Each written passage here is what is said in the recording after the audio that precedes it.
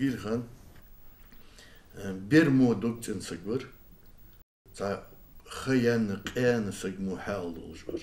Безмерно добрый, веселый, общительный, любящий детей. Такими помнит его Хаважна Костоев. С Гириханом Гагиевым сотрудник Ингушского НИИ был знаком лично. Долгое время вместе работали в научно-исследовательском институте. Большой вклад писатель внес как переводчик ингушского фольклора на русский язык. Любовь к древней Ингушетии в сказках и преданиях Гирихану привели еще в детстве. Гирихан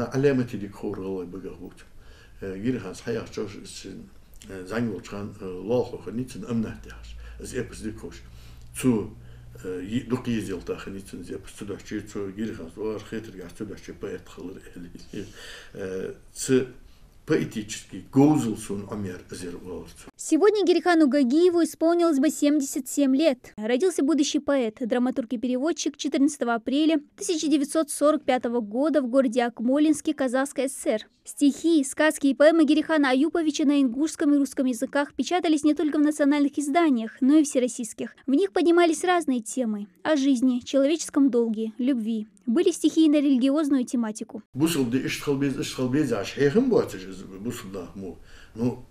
саги долг гайтиш дело хехвеш. Издержи да сагуда эти долг штепар издержи алямати издутsun Гириханши сун вейзи чхандеца. Даху халха аддахта замсы болча. Сун вейзи чхандеца. Мах пробуш вар ламыз деш вар ламыз хатсиох итиш вар. Цулда Умер Гирихан Гагиев 24 июня 2015 года. За 35 лет творческой деятельности им опубликовано 18 сборников, 4 из них в московских изданиях. Композиторы нашей республики создали целый ряд песен на его стихи. Среди них ставшие народными Назрановский вальс и Гучияла. Но большинство своих трудов он посвятил детям. Как вспоминает Хаважна Костоев, они с писателями часто устраивали литературные встречи со школьниками.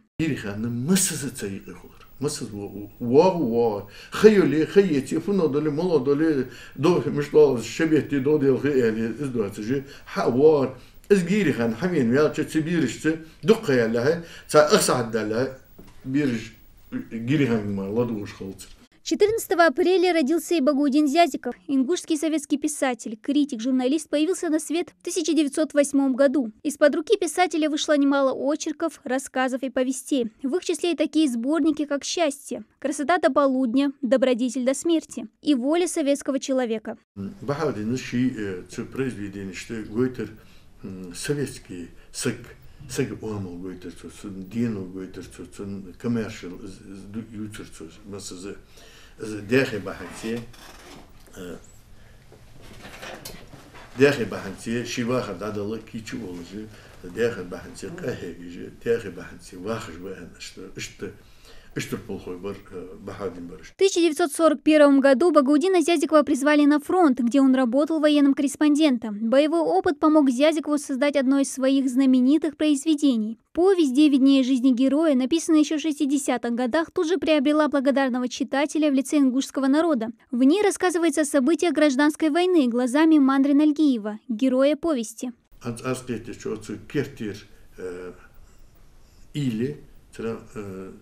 Мандрезяхр асеколудет суншиндар хашчиндар хастас сакудет совут аскахам ягат царги ягат сам ягат саны из гылгачу деддер молочолачу деддердис молочин ишткаяги хат мандрич орди каяни но сабагда шивашталят молочолачу деддер гылгачин уйлис издык алгастыры.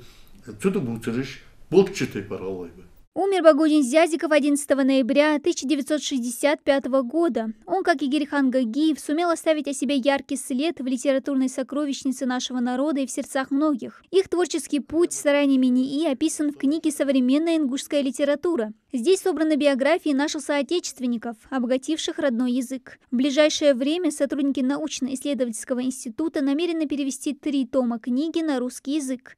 Дана Плива, Рамзан Зурабов, Новости 24.